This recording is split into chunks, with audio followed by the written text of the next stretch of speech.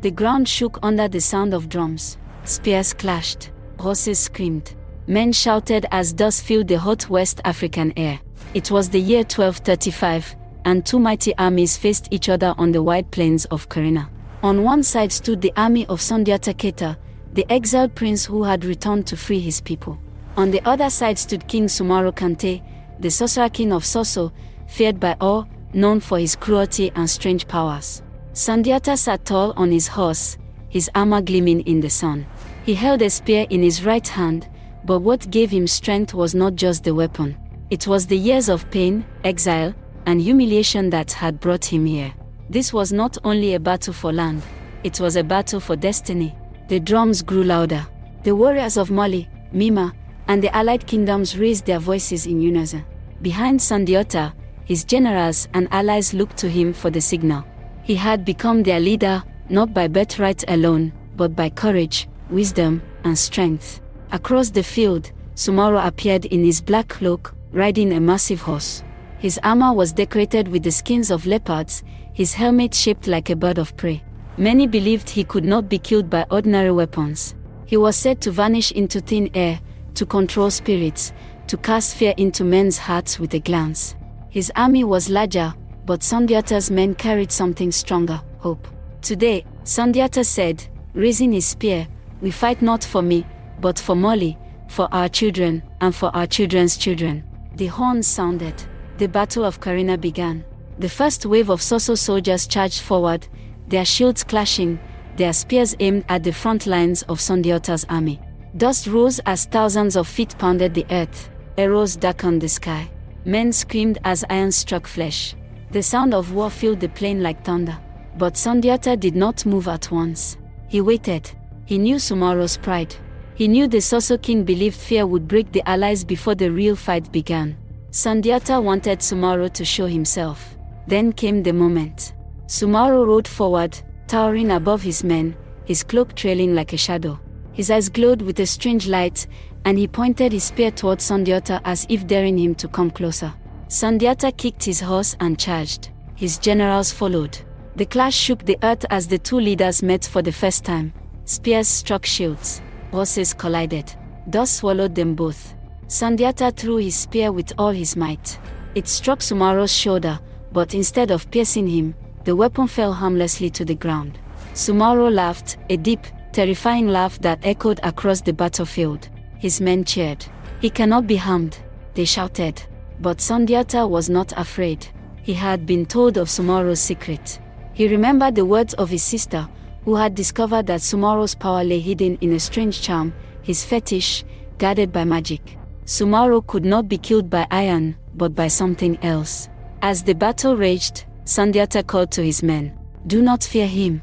His power is not endless. His shadow will fall today." The armies clashed again and again. Dust filled the air until the sun seemed to fade. Men fell, but still they fought. Sundiata rode through the chaos, striking down enemies with his sword, rallying his allies, his voice rising above the noise. The plains of Karina became a sea of bodies, sweat, and blood. Yet the people of Mali fought with the strength of generations. They were not only fighting Sumaro, they were fighting for freedom from fear. The air grew hotter with every heartbeat. The plain of Karina was no longer quiet land, it had become a storm of men, beasts, and iron. Horses kicked and neighed wildly, arrows rained down in dark waves, and spears flashed like lightning under the blazing sun. Sundiata's army, though smaller, fought with unmatched fire. His men were not strangers to pain. Many had lost their homes to Sumaro's cruelty. Villages had been burned, children taken, women enslaved. Every man who raised a spear beside Sundiata knew he was fighting not just for victory but for survival. That rage gave them strength. Sundiata rode through the front lines, his horse cutting through the waves of enemies like a ship on a stormy sea. His golden armor caught the light, making him a beacon for his warriors. Whenever they saw him, they fought harder. "The lion is with us," they shouted. "Mali shall rise again." His generals fought fiercely at his side. Frank Komara, with his towering frame, smashed through Soso shields with a giant war club. Tebenwana, swift as the wind, led the cavalry in sweeping arcs, slicing through enemy lines before they could regroup. Each general had sworn loyalty to Sundiata, not because of blood, but because of his courage and the justice of his cause. Across the field, Sumaro's men roared with confidence. Their king was feared across all lands. They believed him untouchable. His black cloak fluttered like the wings of a hawk as he rode, his voice booming commands that carried above the battle. The Soso army was vast, stretching across the plains, their shields shining, their war horns blaring. Yet something strange began to happen. For all their numbers, they could not break the allies' lines. Time after time they charged, only to be thrown back by the sheer will of Sundiata's men. Sumaro scowled under his helmet. His magic had always been enough to terrify his enemies. But here, in Kerina, fear was not enough. Sundiata's men did not look away. They did not tremble. They advanced. Then Sumaro raised his hand. The drums of Soso thundered louder. From the back of his army came his elite warriors, men covered in animal skins, painted with symbols, carrying weapons tipped with bone and iron. They were said to be bound by his spells, warriors who felt no pain, who could fight until death without fear. They charged like a black wave. The ground shook as they struck the Allies' front lines, cutting men down with merciless strength. For a moment, the Allied ranks buckled. Sundiata saw the danger. He spurred his horse forward, shouting, "Hold! Do not let them pass. This is our land." His voice cut through the chaos like a blade.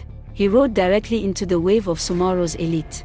His spear thrust, his sword flashed, and one by one, the enchanted warriors fell.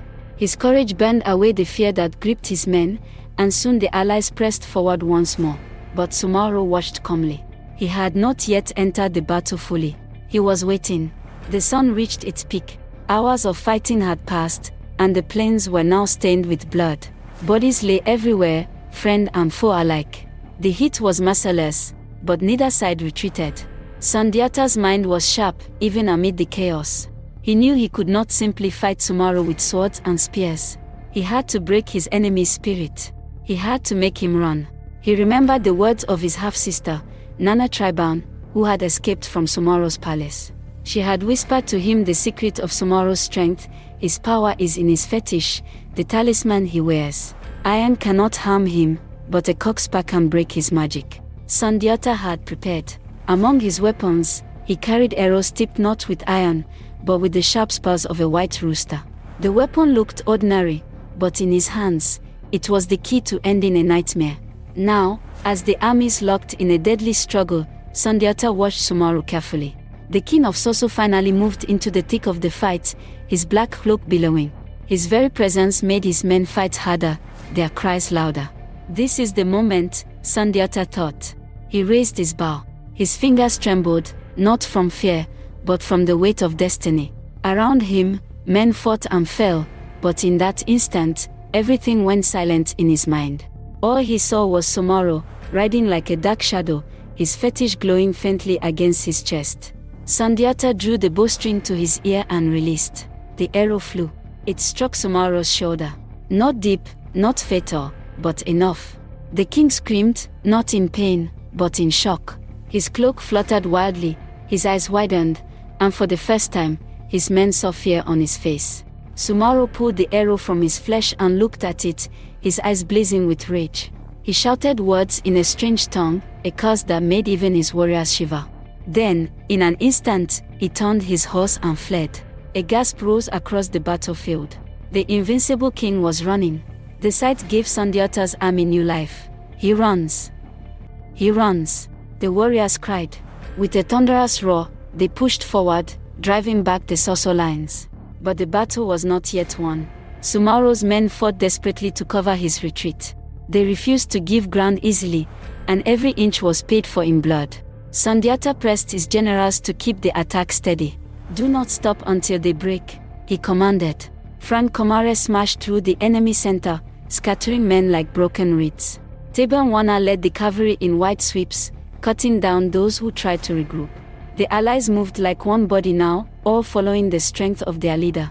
By evening, the field belonged to Sundiata. The Soso army, once so mighty, was broken. Sumaro had vanished into the hills, his magic weakened, his legend shattered. The dust settled. The cries of war faded to silence. Only the groans of the wounded and the soft moans of the dying remained. Sundiata rode slowly across the field, his eyes heavy with the weight of what had happened. He had won, but he had also seen too much death. The cost of freedom was steep. Still, as the survivors raised their spears and shouted his name, Sundiata knew this was only the beginning. The victory at Karina was more than a battle won, it was the birth of an empire. The Lion King of Mali had risen. The night after the first clash of Karina was heavy with smoke and silence. Torches burned low, and the cries of the wounded echoed across the plain. Sundiata sat among his generals, his armor still stained with dust and blood. The battle had shaken the earth, but he knew the war was not finished. Sumaro had escaped, and an enemy who runs is not truly defeated. Tomorrow, he will strike again, Sundiata said, his voice calm but firm. Sumaro will not accept shame. He will return with every trick he has left. Frank Komara leaned on his massive war club, his arm scarred from the day's fight. Let him come. My club is not yet tired. Teben Wana shook his head. Do not underestimate him. Sumaro is cunning. He will not fight the same way twice. If he returns, he will use deception. Sundiata looked into the fire. The face of his half-sister Nana Triban flashed in his mind. She had risked her life to escape Sumaro's palace and bring him the secret of the fetish. Without her, he would never have struck the arrow that pierced Sumaro's magic. Now, he had to finish what he had begun. That night, he prayed quietly to his ancestors. He asked not for glory, but for strength to protect his people. He had seen enough kings who ruled for themselves. His rule, if it came, would be different. At dawn, the horns of Soso blared again. The ground trembled as fresh lines of Sumaro's warriors appeared. They had regrouped in the night, stronger than before, their faces painted, their shields gleaming. At their head rode Sumaro, his black cloak patched and his shoulder bandaged where Sundiata's arrow had struck. His eyes burned with fury. The sight of him made the allied ranks murmur in unease. Many had hoped Sumaro would not return, that his flight had broken him. But here he was, alive, and angrier than ever. Sundiata rode forward, raising his hand. Do not fear him. His magic is wounded. His cloak hides his weakness, not his strength. His voice was clear, steady, and it calmed the men. The drums began again, and the second day of battle opened. This time, Sumaro fought with more cunning. He spread his army wide, trying to surround the allies. He sent his cavalry in swift strikes, testing Sundiata's lines for weakness. He released volleys of arrows to force the allies into retreat. But Sundiata had studied war in his years of exile. He had learned from kings and generals across West Africa. He knew how to adapt. He placed Frank Komara and his heavy infantry at the center to absorb the Soso charge. He let Teben Wana and the cavalry circle wide, striking at the enemy flanks. He moved his archers to higher ground, where their arrows rained down like a storm. The clash was terrible. Spears snapped, shields splintered, men fell in heaps. The plain echoed with cries of "for Mali" and "for Soso." The smell of blood and sweat filled the air. Sundiata rode tirelessly, rallying his men wherever the lines faltered. He was not just a commander sitting behind his army. He was in the fight, his sword flashing, his horse charging. His presence gave his men courage they did not know they had.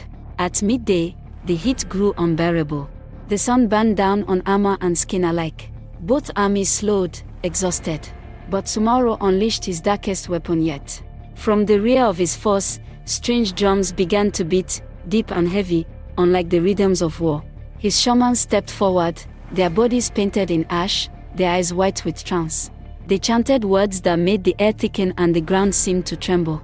Suddenly, animals burst onto the field, hyenas, leopards, even snakes, driven mad by spells. They charged into the allied ranks, biting, clawing, spreading terror. Men stumbled back in fear.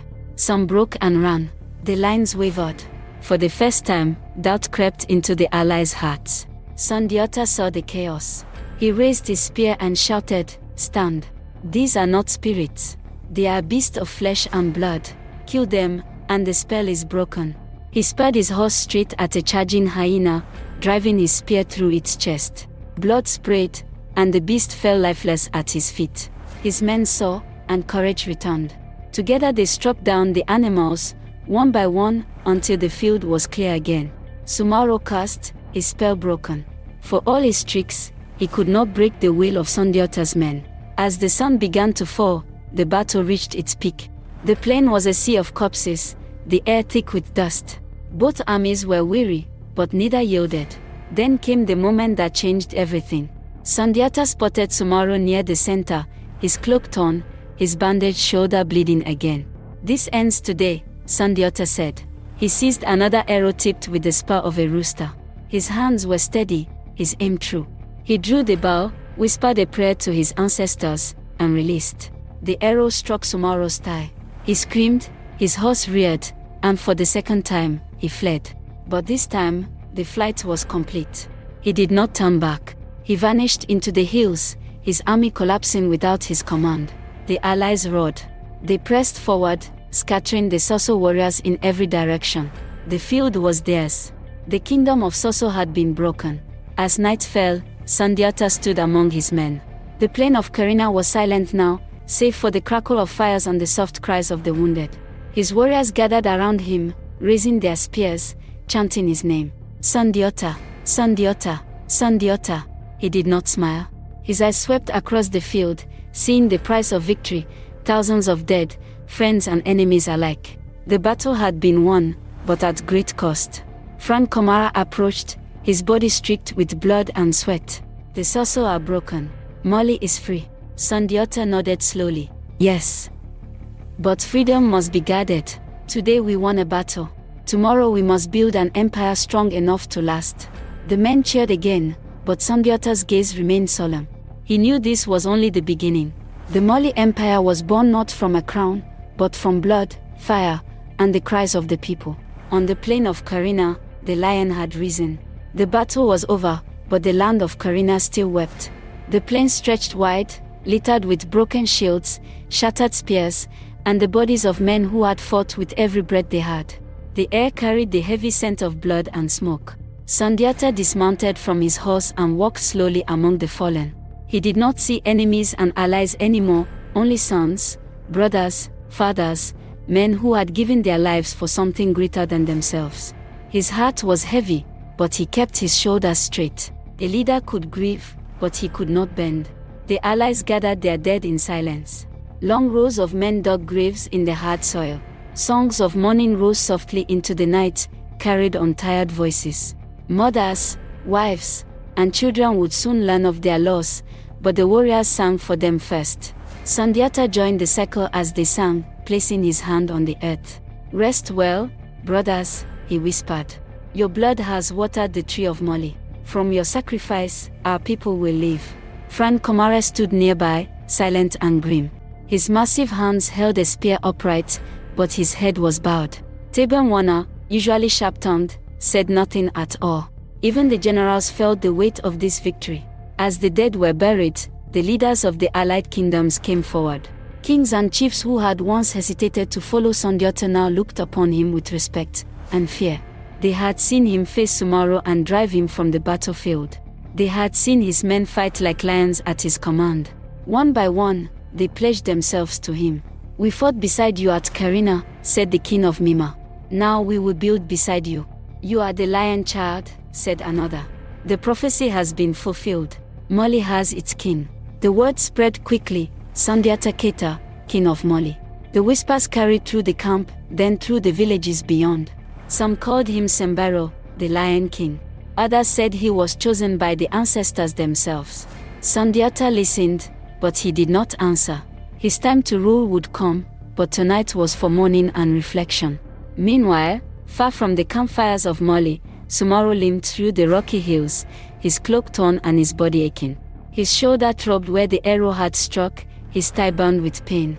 He muttered curses under his breath, his voice bitter with rage. His men were gone, scattered like leaves in the wind. The Soso kingdom, once feared, was crumbling. His fetish, his magic, had failed him. Some say he vanished into the caves of Kulikoro, hiding among spirits. Others say he became a shadow, cursed to wander forever without a throne. In time, his name became a whisper, a story to frighten children. But on the night after Karina, he was still flesh, still alive, still dangerous, though broken. Sundiata, however, no longer feared him. Sumaro was a man, not a god. His defeat had proven it. The days that followed were filled with solemn work. Messengers rode across the lands, carrying news of the victory. Villages that had once paid tribute to Somaro now sent gifts of grain, cattle, and gold to Sundiata. Chiefs and elders traveled to Karina, offering loyalty and seeking his protection. The alliance was sealed not only by words but by shed blood. Each leader poured water into a calabash, mixing it together. They swore an oath over it, drinking in turn. Never again would they fight against one another, never again would Moli fall to division.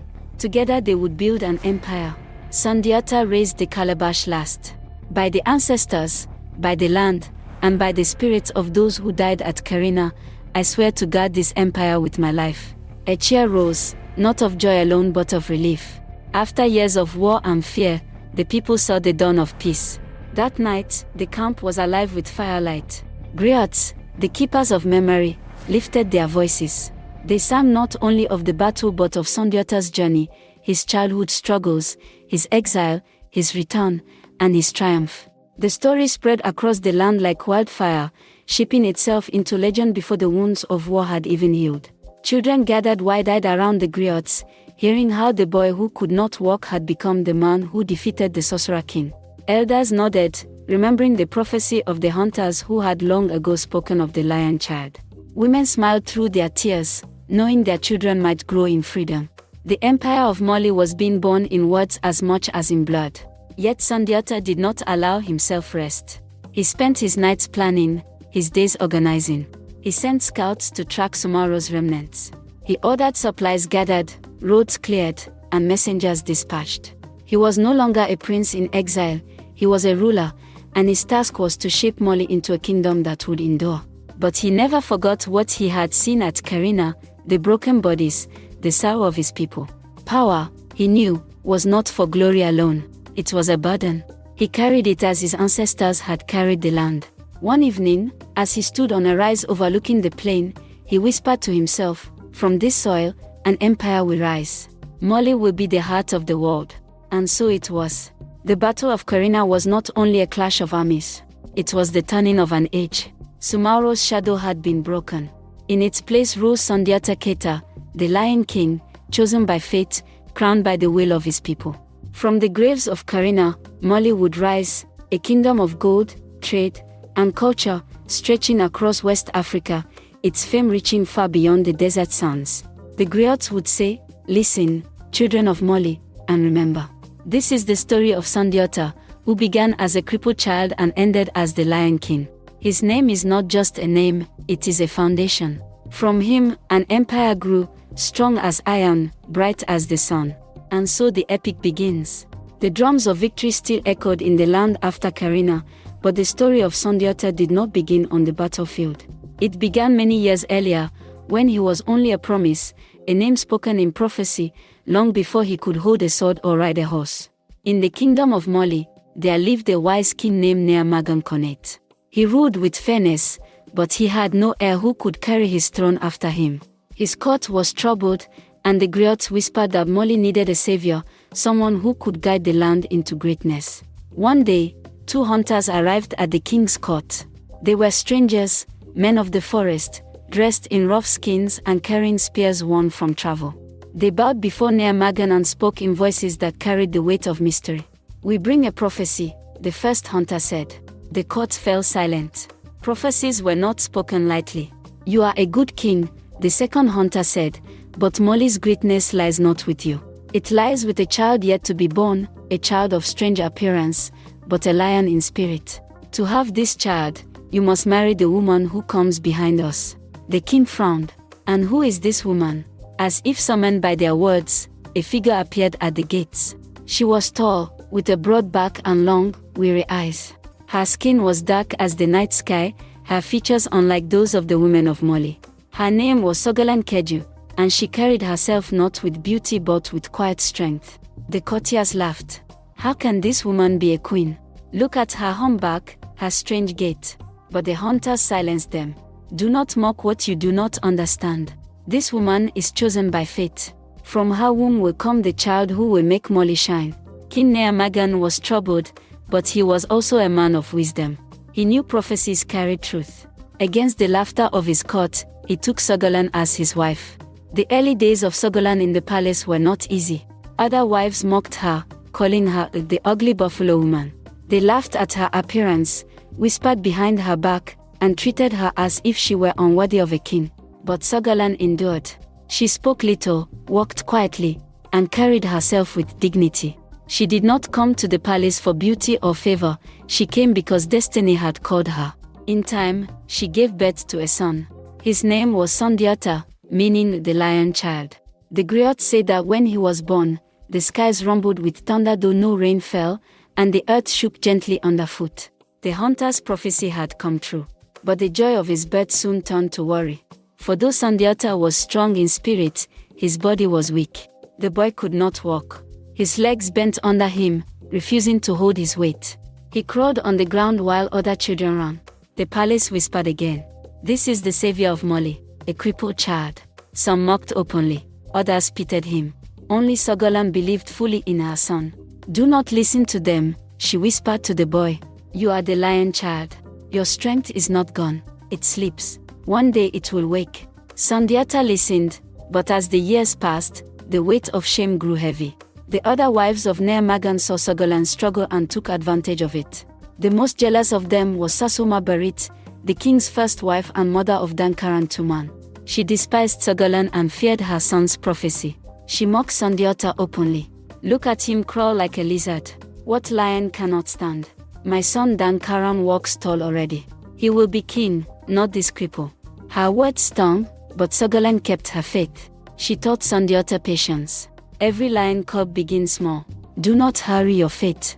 The griots say that when Sundiata was 7 years old, his mother came home from the market in tears. Sasoma had mocked her once again, laughing that she had no son worth showing.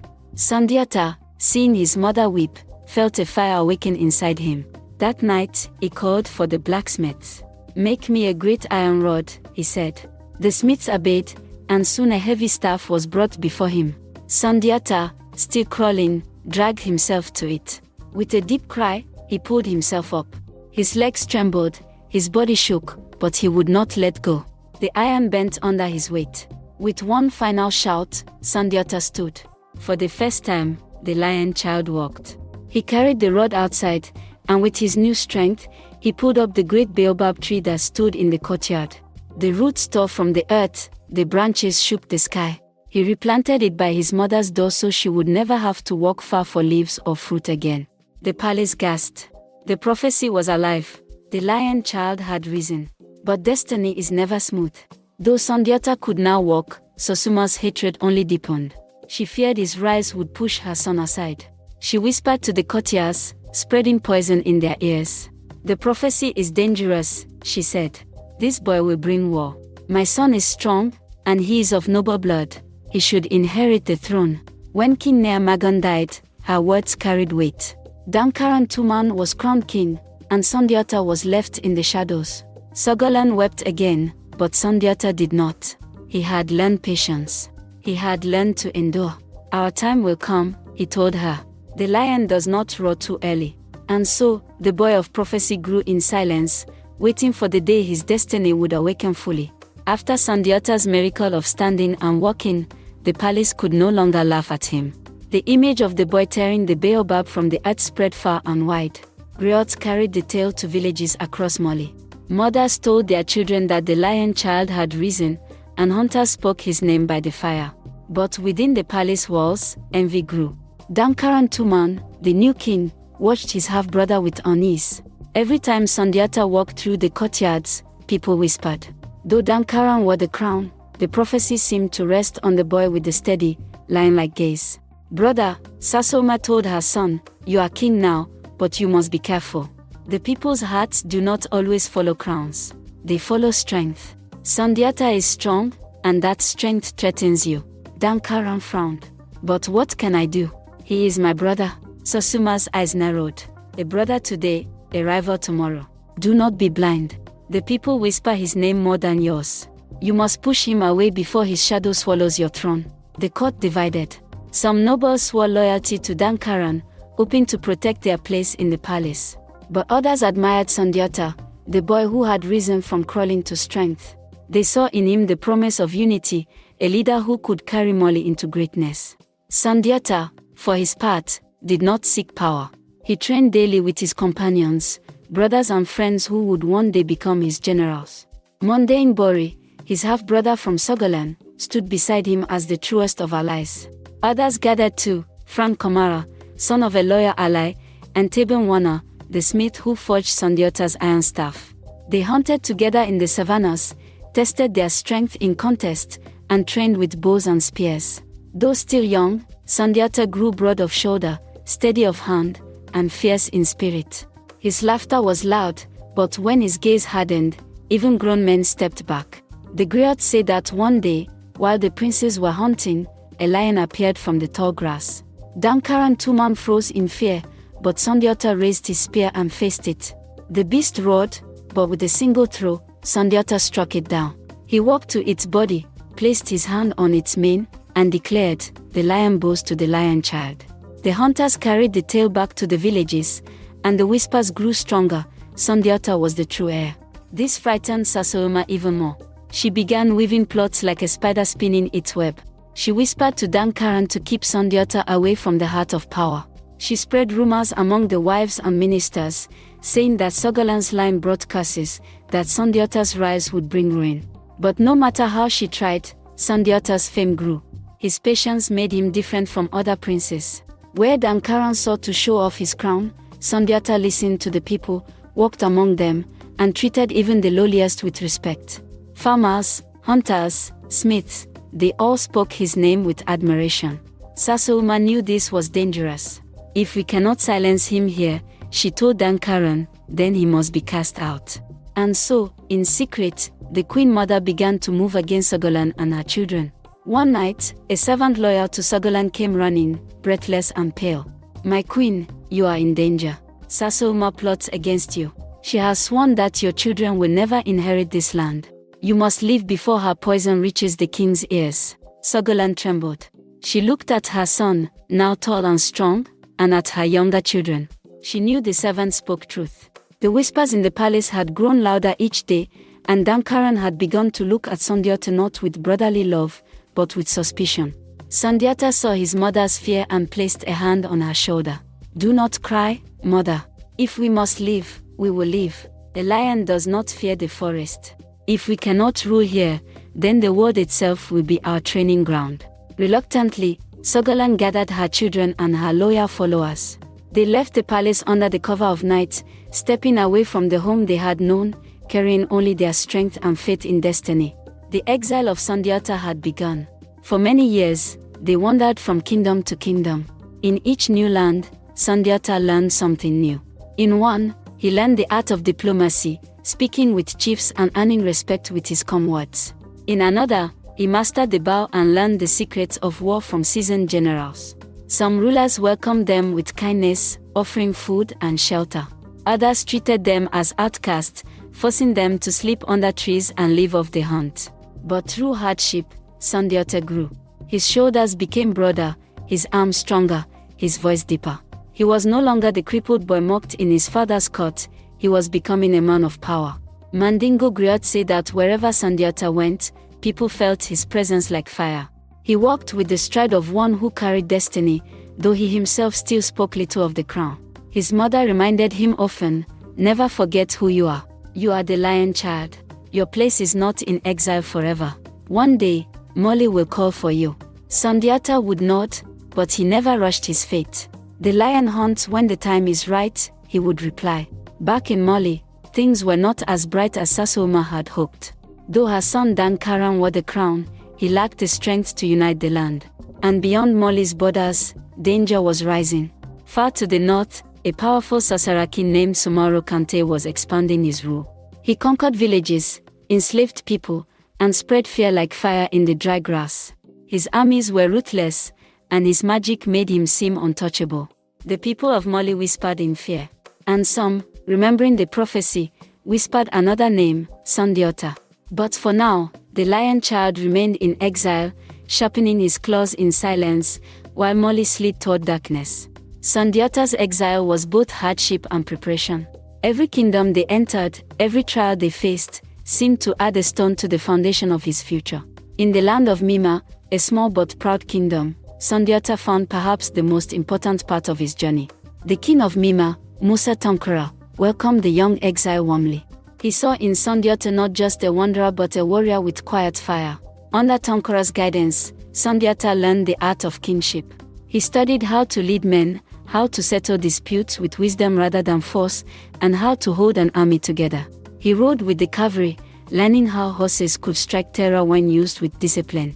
He stood in council, listening more than he spoke, absorbing lessons that books could never teach. It was here that Sundiata first commanded men in battle. Raiders threatened Mima's borders, and Tankara entrusted the young exile with a small company of soldiers. Sundiata fought with courage and cunning, outmaneuvering the raiders and bringing victory. The men who served under him returned singing his praises, calling him a leader born, not made.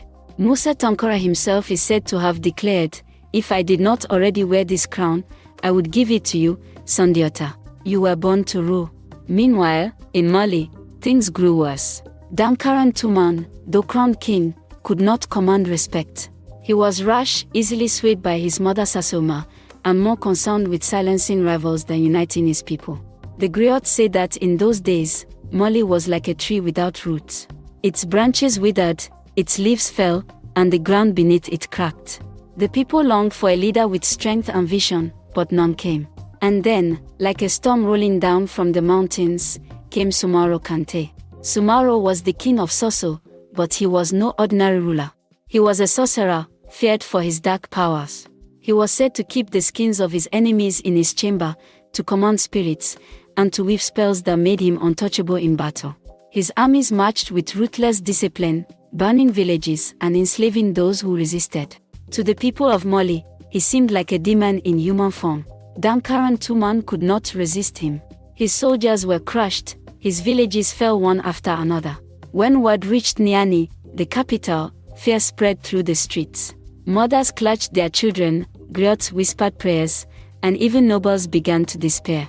It was clear that Mali could not survive under Dankaran's weak hand. In exile, news of Sumaro's rise reached Sundiata. Messengers carried tales of villages burned, chiefs enslaved, and people crying out for deliverance. Wherever he went, people looked at him with a mixture of hope and urgency. The whispers of prophecy grew louder. One evening, after hearing of another defeat at the hands of Sumaro, Sundiata sat with his mother under the stars. "Mother," he said, "the land of my birth cries out. The tree of Mali is withering, and its people suffer." Sogolan, weary but wise, looked at him with steady eyes. "I told you long ago, my son. You were not born to live in exile forever. The lion may walk among strangers, but his roar belongs to his own land. Mali waits for you, even if Mali does not yet know it." Sundiata nodded slowly. He was not reckless. He knew destiny could not be rushed. But in his heart, a fire had been lit. Not long after, Mali's own people began to send word to him. Chiefs who had once laughed at the crippled boy now sent messengers in secret, begging him to return. "Come back," they pleaded. "The Soso king devours us. Dankaran is no shield. You are the only one who can save us." Among these messengers was Bola Fasok, Sundiata's griot, who had been taken captive by Sumaro. The story goes that Fasok escaped his master's clutches and returned to Sundiata, carrying warnings of Sumaro's powers and urging him to fulfill the prophecy. The reunion between Sundiata and his griot was a moment of deep joy. For a king is nothing without his griot, and a griot without a king is a voice without an echo. Together again, they prepared for the trials to come. Still, the road back was not easy. Sundiata could not simply march into Mali and declare himself king. He needed allies. He needed men and kingdoms willing to stand against Sumaro's might. So, he began to gather them. From Mima, he gained Musa Tankara's trust and warriors. From other lands he had wandered through, he called upon old friends and allies. One by one, they came, drawn not just by the prophecy but by the man himself. Sundiata did not demand their loyalty, he earned it. He treated his allies as brothers, his soldiers as equals, and his griot as the heart of his voice. The men who joined him did so not out of fear, but out of belief. The griots tell us that his army began as a trickle, then became a river, then swelled into a flood. And always, in the background, Sumaro loomed, a shadow over Molly, a dark force that seemed invincible. But in the whispers of the people, another name grew stronger, Sundiata, the lion child, the one who would rise. The griots say that while Sundiata grew in exile, learning patience and the art of kingship, another man grew in power, a man who would become his greatest enemy. His name was Sumaro Kante, king of Soso, and his shadow spread across West Africa like a storm cloud. Sumaro was no ordinary ruler. From the time of his youth, stories followed him like vultures circling a battlefield. Some said he had been born of a woman and a spirit, that his blood carried both human strength and supernatural darkness. Others whispered that he had bargained with Jinn in the forest, trading mercy for power. Whatever the truth, one fact remained: Sumaro was feared. He did not build his throne with kindness. He built it with fire, iron, and terror. Where other kings sat in judgment, Sumaro sat in silence, his eyes unblinking, his presence suffocating. His people obeyed him not out of love but because to disobey was to vanish. Whole families disappeared in his reign, their houses left to rot, their names never spoken again. The griots tell of Sumaro's palace, and the stories still chill the heart.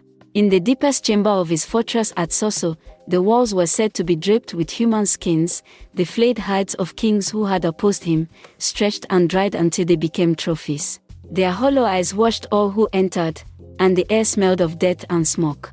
At the center of this chamber sat Sumaro's balafon, a great wooden xylophone unlike any other. It was said to carry magic, for when Sumaro struck its keys, the spirits themselves answered. The music did not soothe, it commanded. Warriors claimed they felt their limbs move against their will when the notes thundered through the air. But his greatest terror was his fetish chamber, where charms and grisly talismans were kept. Cowrie shells, feathers of vultures, the horns of wild beasts, all tied together with blood-soaked cords.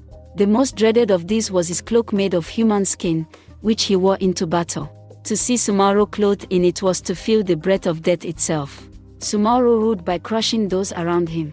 Where he marched, kingdoms fell. Villages were burned, their children carried away in chains. The proud kings of West Africa were reduced to little more than his vassals. He demanded tribute of the cruelest kind, not gold, not food, but people. He took the strongest boys to build his army and the most beautiful girls for his harem. Among them, according to the stories, was even the sister of Sundiata's griot, Bola Fasek, taken by force and kept against her will. Fasek himself was captured when sent as a messenger to Sumaro, and though the griot was clever enough to survive, he saw firsthand the sorcerer's dark arts. Later, when he escaped to rejoin Sundiata, his tales of Sumaro's chamber of horrors spread like wildfire. Sumaro had become more than a man in the minds of the people. He was a monster. Mali, under Dankaran Tuman's weak leadership, was an easy prey. One by one, its provinces fell. Chiefs who once swore loyalty to the Keita line bent the knee to Soso or were crushed beneath Sumaro's warriors. The people began to whisper, "Is this the end of Mali?" Farmers abandoned their fields, griots hid their drums, and mothers prayed for a savior. But Sumaro did not stop at Mali. His ambition was greater. He dreamed of ruling all West Africa, bending every kingdom from the savannas to the forest under his cruel will. His empire of fear grew wider every season, his armies swelling like a plague. What made Sumaro truly terrifying was not just his cruelty, but his invincibility. No blade could cut him, no arrow could pierce his skin. Warriors who dared face him on the battlefield struck and struck, but their weapons bounced off as if they were striking stone. Sumaro cannot be killed, the people whispered. He walks with spirits. He cannot die by human hands. Even the bravest kings began to despair. One by one, they either submitted or were destroyed. But destiny has its balance. For every shadow, there must be a light. As Sumaro's power reached its height, the whispers of prophecy grew louder. The crippled boy, the lion child, would return. In Niani, the capital of Mali, despair reached its peak. Dankaran Tuman had long since fled, hiding like a coward while Sumaro's armies marched freely across the land. Chiefs who once scoffed at prophecy now remembered it. Griots reminded them of the seer's words, that the boy who once could not walk would one day save Mali. And so, messages were sent. Messengers rode day and night across the savannas, through rivers, over mountains, searching for Sundiata in exile. They carried the pleas of a broken people.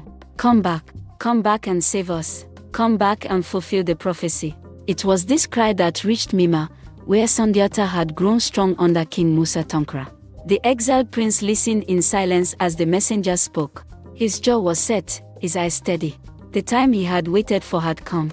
Thus, the stage was set. On one side stood Sumaro Kante, sorcerer, tyrant, invincible king of Soso. On the other, Sundiata Keita, exile, child of prophecy, the lion who would return to claim his throne. The griots say, when two lions rise, the savannah holds its breath. For one must fall, and the other will rule. And so the world waited, trembling under Sumaro's shadow, and daring to hope for the roar of a lion. When the messengers from Mali finished speaking, the court of Mima fell into silence. All eyes turned to Sundiata. He was no longer the fragile child who once crawled upon the earth. He was tall, broad-shouldered, his arms strong from the bow and the spear, his mind sharpened by years of exile. He did not rush to answer.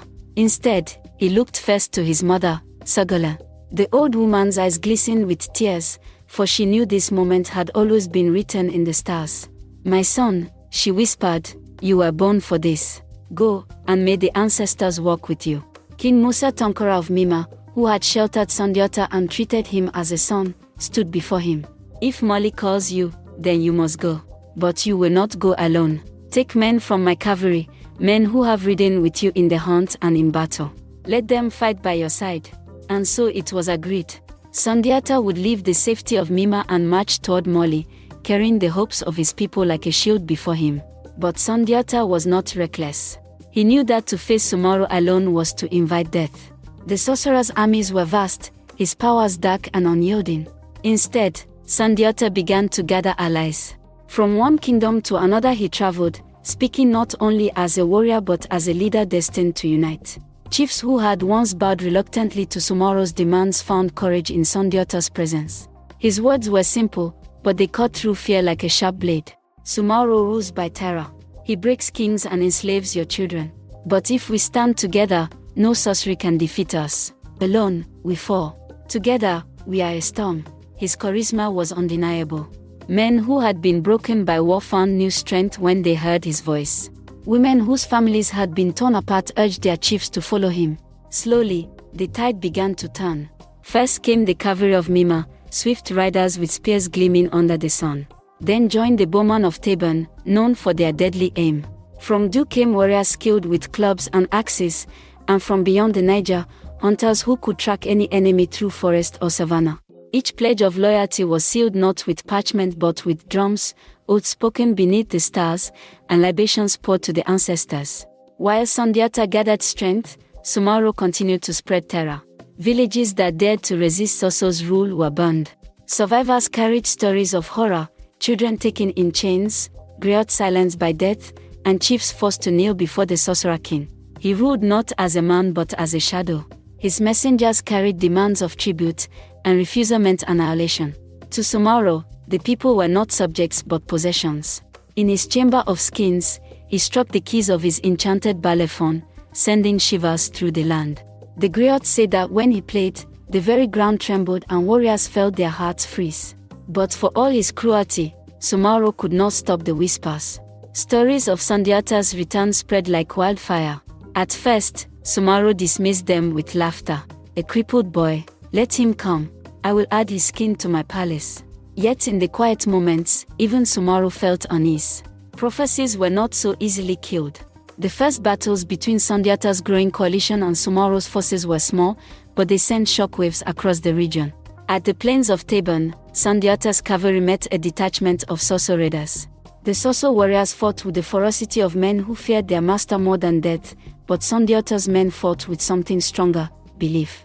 When the dust settled, the Soso lay scattered, their banners trampled into the earth. For the first time, Sumaro's invincibility seemed less certain. News of the victory spread fast. Villages that had cowered under Soso rule began to rise. Chiefs who had hesitated now sent word to Sundiata, pledging warriors and grain to feed his army.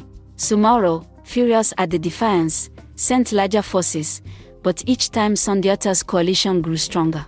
It was not just swords and arrows that won these battles, but the spirit of unity that Sumaro could never command. Every battle was not only a clash of weapons but of beliefs. Sumaro thrived on fear. His power was magnified by the terror he inspired. But as word spread that Sundiata could fight him and live, that his armies could stand against Soso, the spell of fear began to crack. Mothers told their children, "The lion has returned." Griots sang once more, their voices carrying hope into villages that had been silent for years. Hunters, farmers, and smiths alike took up arms, believing that together, they could drive away the sorcerer king. The land was shifting. Sumaro still ruled with terror, but now, for the first time, people believed he could be defeated. The griots say, when a lion walks the savannah, the hyenas scatter. But when the lion meets a serpent, the earth itself holds its breath. Sumaro was no hyena. He was the serpent, ancient and deadly. Sundiata was the lion, born of prophecy. Their paths were now set on a collision course. The smaller battles were only preludes. The great war for Mali, for all of West Africa, was coming. And in his chamber of skins, Sumaro struck his balefon harder, summoning spirits of fire and shadow, swearing that no man would dethrone him. But in his heart, perhaps he already knew, destiny was moving, and it wore the face of Sundiata Keita. The alliance strengthens. Sundiata's reputation spread quickly across West Africa. Chiefs who had once feared Sumaro began sending envoys to join him. Warriors came not only for the chance of glory but because they believed in the prophecy that a lion child, once crippled, would return to save Mali. From the north came Efe Magan, a chief whose lands had been devastated by Soso raiders. From the east arrived Simbo, a general whose own king had been defeated but who refused to bow to tyranny. From the south came hunters and bowmen, their eyes sharp and their arrows swift. Sundiata did not merely accept these men, he listened to them, he consulted them, he treated them as equals. He understood that a coalition built on fear would crumble, but a coalition built on trust and respect could stand against even the strongest sorcery. The griots tell that Sundiata gathered them beneath a great baobab, the same type of tree he had once pulled from the earth as a boy. There he spoke. The lion does not roar alone. He roars for his pride. We fight together. We rise together. And together, Mali will live. The men cheered. Their voices echoed across the plains, reaching villages where people huddled in fear. At that moment, hope returned to Mali. Meanwhile, in Soso, Sumaro felt the shift. Reports of Sundiata's growing coalition reached him like distant thunder. At first, he laughed. A boy in exile, a crippled prince. Let him come. I will add his skin to my collection. But as the news grew worse, that Sundiata had gathered warriors from many kingdoms, that villages were pledging loyalty, unease stirred even in the sorcerer king's heart. He summoned his captains and generals. The lion returns, he said, his voice like a hiss. He thinks he can take Mali. Prepare the army. Strike fear into every village. Leave nothing standing. Sumaro's army, vast and disciplined, began to march. Cavalry and infantry, archers and spearmen, all under the shadow of the sorcerer king. They carried the banners of Soso, painted in black and red, symbols that chilled men's hearts. The griots say that Sumaro's magic followed him onto the battlefield. He could make the rivers rise and the winds howl. He could strike men down with a word. Yet, in his confidence, he underestimated something humans cannot command: courage, unity, and the belief of the people. Sundiata sent scouts ahead, knowing Sumaro would try to trap him. The scouts returned with tales of Soso warriors swarming the countryside, burning fields and terrorizing villagers. The boy who once could not walk now stood taller than any warrior. He did not fear the reports. He met with his generals. Frank Komara and Tebon Wana, his loyal companions since exile, discussed strategy. We cannot meet Sumaro head-on, Fran said. His magic is strong, his numbers are great. Sundiata nodded. Then we will fight with more than strength. We will fight with cunning. The lion does not strike at the serpent blindly. He waits, he observes, he strikes when the moment is right. The army drilled day and night. Archers trained to hit the smallest target, cavalry practiced sudden charges, and infantry perfected formations. Sundiata himself led the exercises, showing that the lion child was no mere figure of prophecy, he was a warrior who had earned his place. At night, around the fires, the griots sang. They told stories of the lion child, of the boy who once could not walk, of the exile who had become a man of courage. They reminded the warriors why they fought, not for gold or glory, but for the people of Mali. Villagers sent food, women whispered prayers, and children looked to the horizon, hoping to see the lion who would save them. Every action, every pledge of loyalty, strengthened Sundiata's army. Even those who had doubted him now believed. For it was one thing to hear prophecy, it was another to see the man who fulfilled it, standing tall, commanding respect, inspiring courage. The days grew hot, and the plains around Karina became the stage for what would be remembered as the decisive battle. Sundiata's scouts reported Sumaro's army advancing, their drums echoing like thunder across the grasslands. Smoke rose from villages burned as warnings, and the fear of Soso's magic hung in the air. Yet Sundiata did not tremble. He walked among his men, checking weapons, talking quietly with generals, encouraging each soldier. Today, he said, we fight not only for land but for the soul of Mali. Stand firm, protect your brothers, strike with courage, and the lion shall roar. The army waited. The heat of the sun pressed down on the plains. The air was thick with dust, sweat, and anticipation. From a distance, Sumaro's banners appeared, dark and foreboding, moving like a tide of shadows. It was then that the griots say the ground itself seemed to hold its breath. The two forces faced each other across the plain. One was a sea of fear and dark magic, the other a river of hope and unity. The lion and the serpent were ready to collide. The sun rose over the plains of Karina, painting the grass in gold and crimson.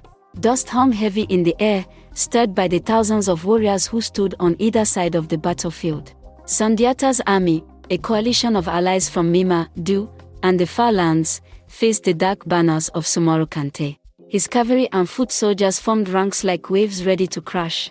Sumaro rode at the front, draped in his cloak of human skin. His eyes glimmered with malice, and the griots say that the balafons' faint notes echoed from his camp, carrying a chill that froze even the bravest warriors. But Sundiata did not falter. Standing atop a rise, he raised his spear, and his voice rang across the plains.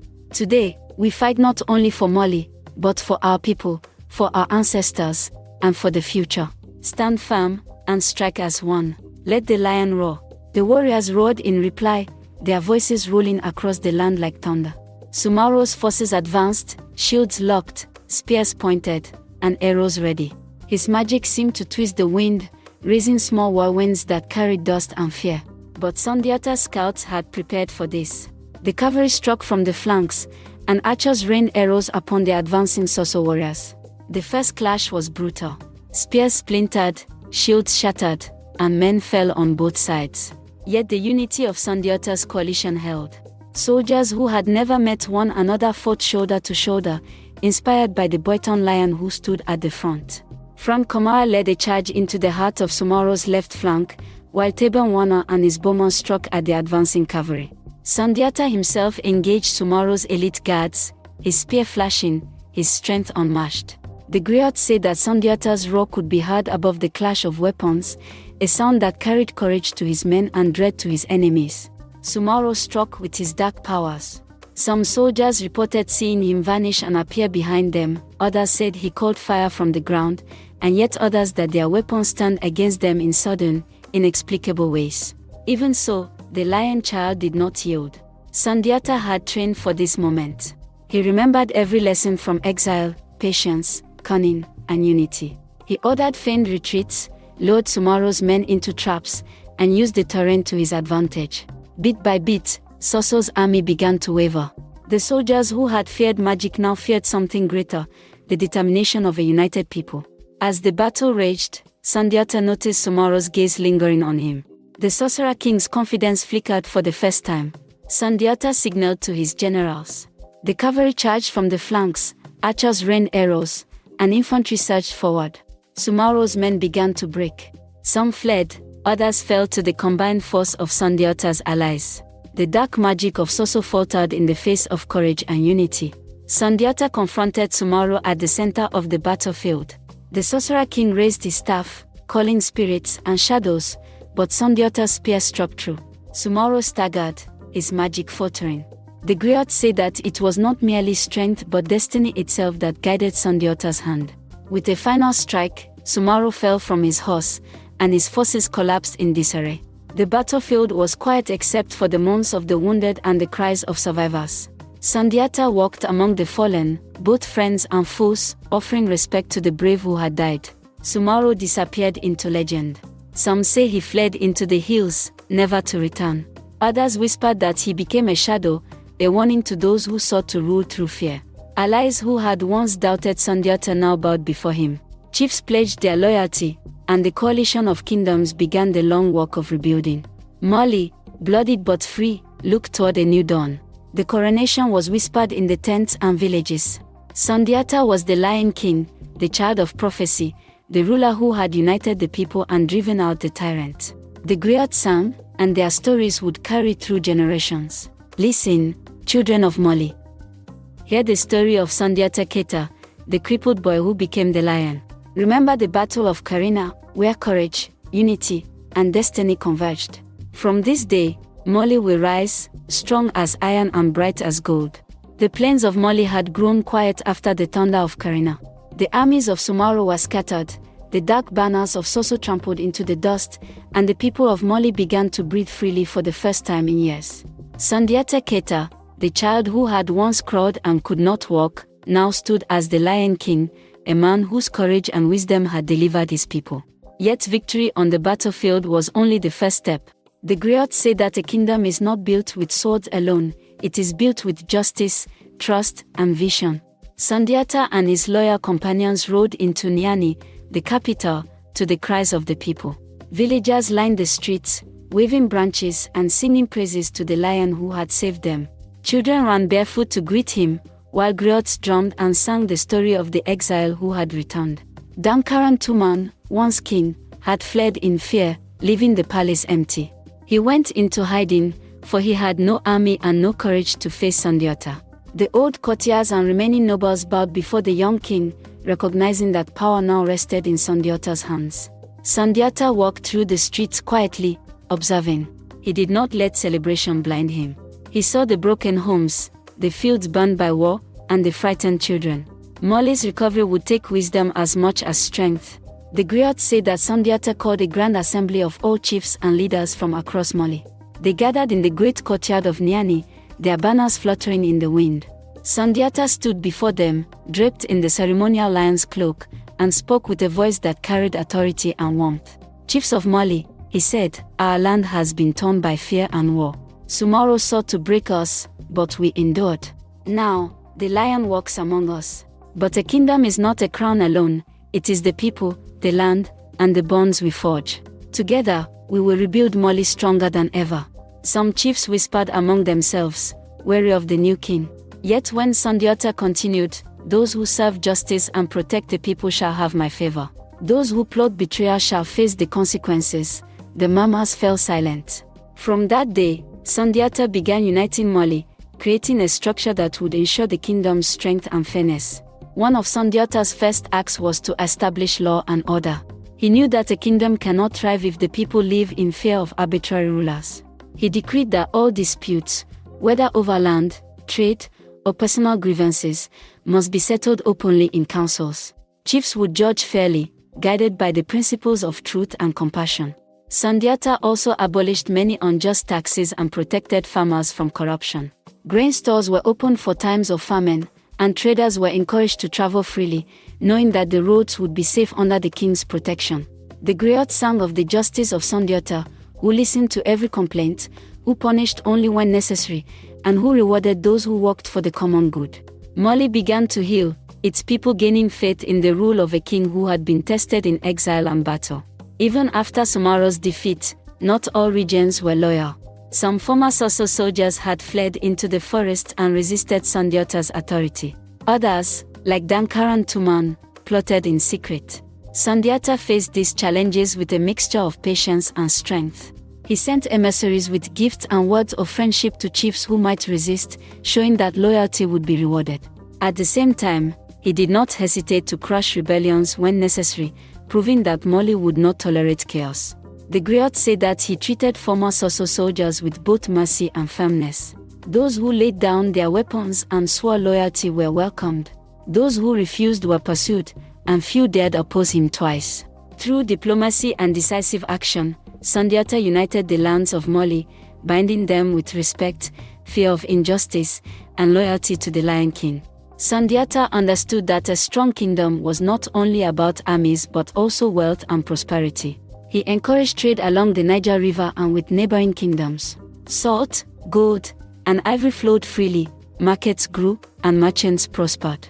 Villages once abandoned by fear began to thrive again.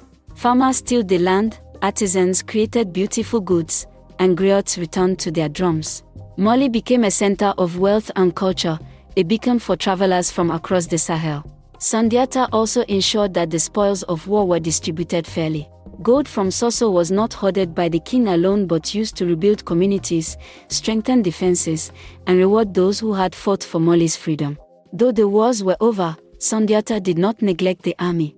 He trained warriors daily, forging a disciplined force that could defend Mali against future threats.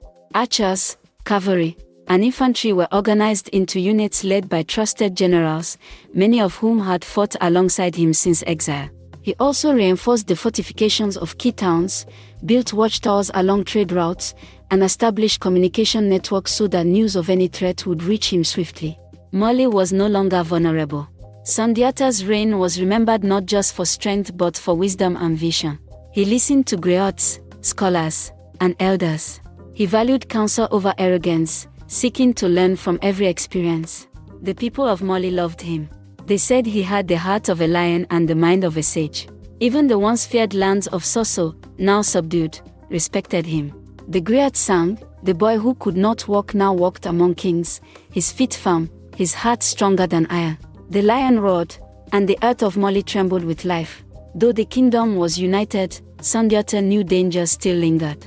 Sumaro may have been defeated, but rumors persisted that some of his dark magic survived, hidden in the hills and forest. Rival chiefs still coveted power, waiting for any sign of weakness. Sundiata's mother, Sagalan, reminded him often, "The lion rules, but the forest never sleeps. Be patient, my son, for your strength must protect not only the crown but the people." Sundiata nodded. He knew his journey was far from over. Mali had been saved, but the work of building a golden kingdom, one that would endure through generations, had only just begun. After securing the throne and uniting Mali, Sundiata Keita turned his gaze beyond the capital. The kingdom was no longer just a collection of towns and villages, it was a land of potential, a people yearning for order, prosperity, and recognition. Sundiata understood that a true king does not simply defend his realm, he expands it wisely, ensures trade thrives, and leaves a legacy that will endure. Sundiata knew that Mali could not grow through war alone. He sent envoys to neighboring kingdoms, not as conquerors but as allies. From the Songhai to the Mosi, from the Fulani in the north to the coastal trade towns, Sundiata established diplomatic relations. The king offered gifts, negotiated marriages, and shared stories of Mali's recovery under his leadership. His reputation had preceded him. The boy who had walked as a cripple now walked among kings as a lion. Chiefs and rulers, many of whom had once feared Soso, now saw Mali as a beacon of stability. Through diplomacy, Sundiata ensured that alliances were stronger than any army. Trade routes were protected not just by swords, but by the respect of neighboring leaders who now considered Mali a kingdom worth honoring. Mali's wealth grew under Sundiata. The Niger River became the lifeblood of commerce. Traders brought salt from the northern deserts, gold from the mines of Bambok, ivory from the forest, and cloth from distant lands. Markets in Niani thrived, and caravan routes spread across West Africa. The king ensured that commerce was fair and just. No trader was taxed unfairly. Merchants who brought goods for the people were protected from bandits. Mali became known not only for its wealth but for the fairness of its trade. Villages once abandoned by fear now buzzed with activity. Artisans created tools, jewelry, and weapons. Farmers tilled the land with confidence, knowing their crops would reach distant markets. The griots say that Mali under Sundiata became a river of gold flowing through the heart of West Africa. Even in peace, Sundiata maintained a strong and disciplined army. He trained them not only to defend but to maintain order and assist in construction. Soldiers built roads, reinforced forts, and helped farmers during harvest. The army became a symbol of stability. Villagers knew that bandits would not dare strike, knowing that the Lion King's warriors could appear from anywhere. Former Soso soldiers, once enemies, were integrated into the army if they swore loyalty. Sundiata believed in mercy and pragmatism, turning foes into allies whenever possible. Sundiata's governance became legendary. He established councils of elders and chiefs to advise on matters of law. Disputes were settled publicly, and punishments were measured, fair, and designed to restore balance rather than spread fear. He also created a system to collect taxes fairly, ensuring that wealth flowed to public works, roads, granaries, and places of worship. Mali became a kingdom where the people could trust the crown, where rulers were not distant tyrants, and where the rule of law was stronger than any sword. The griots praise Sundiata's wisdom. He listens before he judges, he considers before he strikes, and he rules not for himself but for Mali. Under Sundiata, Mali did more than grow wealthy and safe, it grew culturally rich. Griots were honored, their stories preserved and celebrated. Music, poetry, and art flourished. Temples and sacred spaces were repaired, festivals celebrated, and children educated in the ways of history and tradition. Sundiata understood that a kingdom is not measured only by armies or gold, but by the hearts and minds of its people. Mali became a place where culture and prosperity intertwined, a shining example for neighboring lands. Sundiata's vision extended beyond the borders of Mali. He led campaigns to unite surrounding regions, not with cruelty but with authority and wisdom. Chiefs who resisted were given choices: submit peacefully and join Mali as allies, or face the might of a disciplined army. Through a combination of diplomacy and selective military campaigns, Mali expanded. Tributary states were incorporated, trade networks extended, and roads linked distant regions. The kingdom became a cohesive empire, bound together by loyalty, shared prosperity, and respect for Sundiata's rule. The griots sing, from the rivers to the forest, from the desert to the plains, Mali under Sundiata grew like a baobab, strong, enduring, and reaching toward the sky. Sundiata's rule was not without challenges. Rivals, remnants of Soso, and discontented chiefs still plotted. But he faced them with wisdom, courage, and patience. His mother Sogolan remained a guiding presence, reminding him that a king's strength lies in justice as much as in arms. Mali thrived under Sundiata, becoming the Golden Kingdom.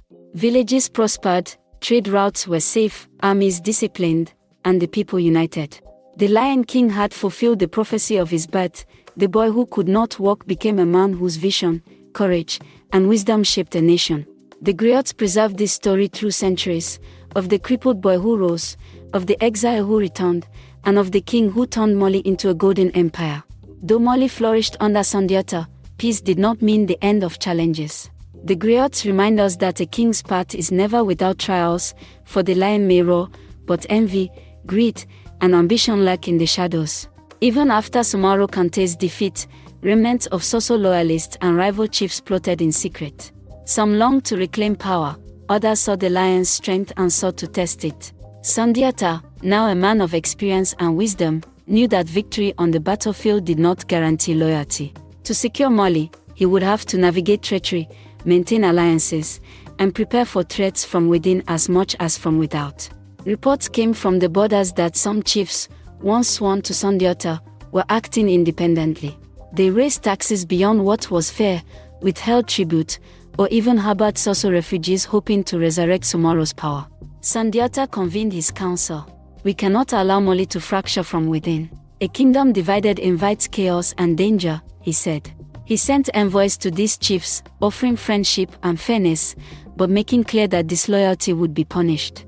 Some submitted peacefully, bringing tribute and reaffirming their loyalty. Others, stubborn or greedy, faced military expeditions, swift and decisive, but measured to avoid unnecessary bloodshed. Through a combination of diplomacy and firmness, Sundiata reinforced the unity of Mali, ensuring that no rival could threaten the kingdom's cohesion. Though Sumaro had disappeared, his influence lingered. Rumors told of Soso warriors hiding in the forest, waiting for a chance to strike. Villages near the former Soso borders occasionally faced raids, and merchants traveling to distant markets worried about ambushes. Sundiata knew that Mali's security depended on vigilance. He ordered fortifications along the northern borders, created patrols, and stationed loyal generals in key positions. He also sought intelligence from traders, hunters, and griots, ensuring that no threat went unnoticed. The army, once focused on conquest, now served as the guardian of the kingdom, enforcing peace and protecting trade routes. Mali's people learned to trust the Lion King not just in war, but in the safety of daily life. Not all threats came from former enemies. Even within the Keita family, ambition stirred. Dankaran Tuman, who had once fled, lingered in secret, hoping for a chance to reclaim the throne. Other nobles, jealous of Sundiata's authority, whispered in the shadows, attempting to influence chiefs or sway public opinion. Sundiata addressed these threats with patience and justice. He did not act rashly but observed carefully, separating truth from rumor. Where betrayal was evident, he acted swiftly, removing danger before it could grow. Where ambition was harmless or misdirected, he counseled and guided. The griots tell that Sundiata's wisdom lay in knowing when to strike and when to forgive. This balance of strength and restraint secured his rule far more than the might of armies alone could. Sundiata also faced the delicate task of preparing heirs. The Lion King understood that a kingdom without clear succession invites chaos. He trained his sons in governance, military strategy, and diplomacy, ensuring that they would understand the responsibilities of ruling Mali. But succession was not simple. Rival factions tried to influence which son would succeed, leading to tension in the court. Sundiata dealt with these pressures carefully, balancing fairness with authority. He reminded the people that Mali's strength lay not in one man but in the institutions and unity he had created. Beyond Mali's borders, other kingdoms watched carefully. Some envied the wealth of Mali, some feared its growing influence, and others hoped to test the Lion King. Sundiata responded with a mixture of diplomacy and strategic displays of power. He sent envoys to neighboring rulers, reinforcing alliances through marriages, trade agreements, and mutual defense pacts. He demonstrated military might when necessary, ensuring that Mali's borders were respected without unnecessary bloodshed. Through these measures, Mali's influence expanded peacefully as well as through conquest, and neighboring kingdoms came to respect the wisdom and power of Sundiata. Perhaps Sundiata's greatest challenge was not enemies or rivals, but the people themselves. A kingdom can only thrive if its citizens trust their ruler. Sundiata maintained this loyalty through fair governance, justice, and attention to daily life. He visited villages, listened to grievances, and personally resolved disputes that threatened local harmony. He ensured food stores were stocked in years of famine, that markets were fair, and that the arts and culture flourished. The griots remind us, a king may fight battles, but a kingdom is held together by the hearts of its people. Sundiata knew this, and he ruled not by fear, but by love and respect. Despite the stability, Sundiata knew the world was ever-changing. Trade routes could be disrupted, alliances could falter, and enemies could rise again. He therefore established training programs for soldiers, education for nobles, and institutions of governance that would endure beyond his reign. His goal was a Mali that would not crumble with his death, but continue to flourish for generations. The griots say that even in his later years, Sundiata walked among the people like a lion in his pride, commanding respect, inspiring loyalty, and ensuring that his kingdom remained golden. The sun rose over Niani, golden and serene, casting light on a kingdom transformed. Mali, once fractured and trembling under fear, now thrived under the wise rule of Sundiata Keita. The griots say that even as the lion aged, his presence commanded respect and inspired awe. He walked among his people not as a distant ruler but as a guardian of their hopes and prosperity. The kingdom had grown rich in gold, fertile in its lands, strong in armies, and united in spirit. Yet Sundiata understood that a king's true power is measured not by conquest or wealth but by the enduring strength of the kingdom and the loyalty of its people. Sundiata spent these years consolidating Mali's territories. Chiefs who had once been reluctant allies now administered their lands with fairness and diligence, under the guidance of the king. He divided the empire into provinces, each overseen by governors chosen for wisdom, loyalty, and capability, ensuring that local disputes could be managed effectively without threatening the unity of the kingdom. The griots tell that Sundiata would often travel these provinces himself, walking through villages, listening to complaints, and praising those who worked for the common good. His presence reminded the people that the Lion King was not only a ruler but also a servant of Mali, committed to the prosperity and justice of every citizen. Sundiata refined the legal system, creating a foundation that would endure for centuries. Laws were written not in fear but in fairness. He encouraged councils of elders to oversee justice locally, ensuring that disputes could be resolved without bloodshed whenever possible. Punishments were measured and proportionate. Thieves were made to repay their victims. Leaders who abused their authority were replaced. Mali became known as a land where law and justice prevailed, a place where ordinary people could live without fear of oppression. The griots sing, "The lion rules with claws of steel in battle, but with hands of fairness in peace." Mali will remember this, and the world will see the lion's wisdom. Trade continued to flourish under Sundiata's reign. The Niger River carried goods from the desert north to the forest south. Gold, salt, and ivory flowed freely, and Mali became a hub of commerce and culture. Sundiata encouraged artisans, farmers, and merchants alike. Markets thrived, roads were secured, and caravans traveled with protection. The kingdom became prosperous, not only for the king or the elite but for all who contributed to its growth. The griots tell that Mali became a river of gold and grain, flowing through the heart of West Africa, bringing wealth and hope to all who dwelt within its borders. Sundiata also nurtured Mali's cultural and spiritual life. Griots were honored, their stories preserved and celebrated. Music, poetry, and storytelling flourished. Religious practices were respected, and sacred sites were maintained. Education of the young became a priority. Children learned the history of their kingdom, the deeds of ancestors, and the principles of justice and leadership. Mali under Sundiata became a beacon of knowledge, culture, and spiritual strength. Even in the quiet moments, Sundiata would sit with griots under the shade of the great baobab, listening to stories of past kings and heroes, and adding his own deeds to the growing tapestry of Mali's history. Sundiata focused on succession, training his sons to understand the responsibilities of leadership. He taught them diplomacy, military strategy, and the importance of justice. The griots say that he reminded them, "A lion does not command alone. He commands with the pride around him. Lead with wisdom, protect the people, and Mali will endure." Through this training, Sundiata ensured that Mali's future was secure, that his lineage would continue to uphold the principles that had made the kingdom strong, and that the lessons of his life would guide generations to come. Under Sundiata, Mali experienced a rare period of peace. Wars had been fought, battles won, but the kingdom now stood secure and united. Villages prospered, markets flourished, and neighboring kingdoms respected Mali as a power of both strength and justice. Sundiata's army, disciplined and loyal, served to protect rather than conquer, ensuring that Mali remained safe from external threats. The griots sang of the lion's roar, not in terror, but as a symbol of protection and courage. Even former Soso loyalists, once a threat, were either integrated into Mali's society or watched carefully, ensuring that no shadow of fear would return. In his later years, Sundiata reflected on his journey.